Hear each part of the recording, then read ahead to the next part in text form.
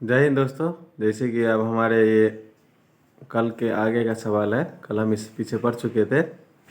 ये हमारे class 10th का है, वृत्त से संबंधित सवाल। इसमें कहता है किसी चारागाह के बीच में गड़े खूंटे से एक गाय 28 मीटर लंबी रस्सी से बंधी है, वह कितने क्षेत्रफल का घास चर सकती है। जैसे कि हम इस चित्र में देखते हैं, ABCD एक हमारा आयत है, उसके बीच में एक केंद्र है। केंद्र से वो 28 सेंटीमीटर की दूरी पर 28 सेंटीमीटर त्रिज्या वाले वो रस्सी से बंधा हुआ और इससे वो घास सड़ता है। तो इस तरह से हमारा घास सड़ेगा, तो हम इसके लिए लगाएंगे वृत्त का क्षेत्रफल वाला सूत्र, जिसमें हमको त्रिज्या दे ऑलरेडी दे रखा है। तो इसको हमको मिल करके इतना मिलेगा।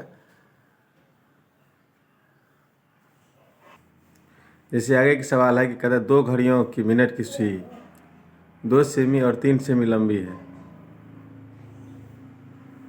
आधे घंटे में दोनों सुइयों द्वारा तय की गई क्षेत्रफल का अनुपात क्या हुआ था। जैसे कि हम इसमें चित्र बनाए हैं, एक 2 सेम त्रिज्या वाला है और एक 3 सेम वाला। अब कोई घड़ी पूरा 1 घंटा में 360 डिग्री का बनाता है, तो यही हम लिखे हैं कि कोई घड़ी 1 घंटा यानी कि 60 मिनट में 360 डिग्री बनाता है, तो आधा घंटा में इसका आधा बनाएगा, 180 डिग्री बनाएगा।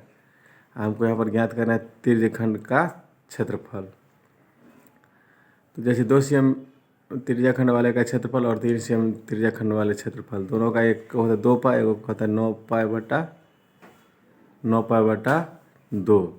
तो ये दोनों का अनुपात हमको होता है 2 पाई बटा 9 पाई बटा 2। इसका मतलब हुआ कि 2:9/2 अनुपात। जैसे ही अगला सवाल है, कहता है किसी वृत्त की परिधि 22 सेमी है, उनके चतुर्थांश का क्षेत्रफल निकाले। अब देखिए इसमें एक चित्र बना हुआ है, एक वृत्त है। अब परिधि का अर्थ हम लोग जैसे त्रिभुज में परिमाप जानते हैं, आयत में परिमाप जानते हैं, इसमें हम उसको परिधि के नाम से जानते हैं कि मतलब इसका जो घेरा होगा तो कितना लंबा रस्सी से या किसी चीज़ से बनाया जाएगा। तो ये हमारा 22 सेंटीमीटर दे रखा है। अब कहता है कि चतुर्थांश का क्षेत्रफल, तो इसका मतलब वृत्त का चौथा हिस्सा जो हम इसमें कलर कर चुके हैं एक चित्र बना करके, ये निकालना है। तो कहते हैं वृत्त की परिधि बराबर होता है 2 पाई r। तो इससे यहाँ पर हमको परिधि का जो है r निकल जाएगा, तो हमारा r यहाँ से प्राप्त हो जाता है 7/2। तो हम चतुर्थांश का क्षेत्रफल के लिए सूत्र लगाते हैं πr²/4, क्योंकि इसका ये चौथा हिस्सा है। वृत्त मतलब वृत्त का क्षेत्रफल ही का सूत्र होगा, लेकिन इसमें हम 4 लगाएंगे क्योंकि इसका एक चौथा हिस्सा हमको प्राप्त करना है। तो उस हिस्सा का हमको क्षेत्रफल आता है कैलकुलेशन करने के बाद 9.62। जैसे मेरे पास आगे का सवाल है, कहता है 12 सेमी त्रिज्या के एक वृत्त की एक जीवा वृत्त के केंद्र 120 डिग्री का कोण बनाती है। संगत वृत्त का खंड क्षेत्रफल का इतना दिया हुआ है।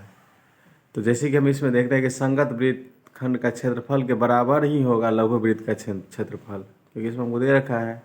तो इसमें संगत वृत्त खंड के क्षेत्रफल का हिसाब से हम उसका आंसर निकालने का कोशिश करते हैं। जैसे इसका संगत का होता है जो दिया है उसके हिसाब से θ/360 डिग्री πr²। इसमें से हमको लेस देन घटाना पड़ेगा 1/sin A।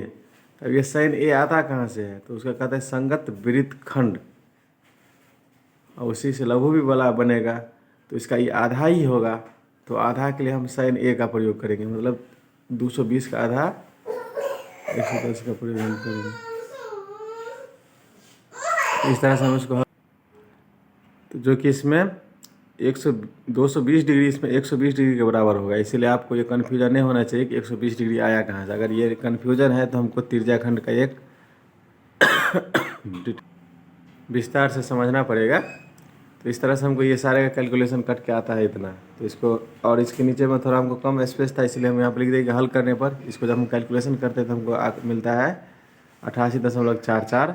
तो ये हमारा जो है इसका क्षेत्रफल होगा और ये लघु वृत्त के खंड के बराबर होगा।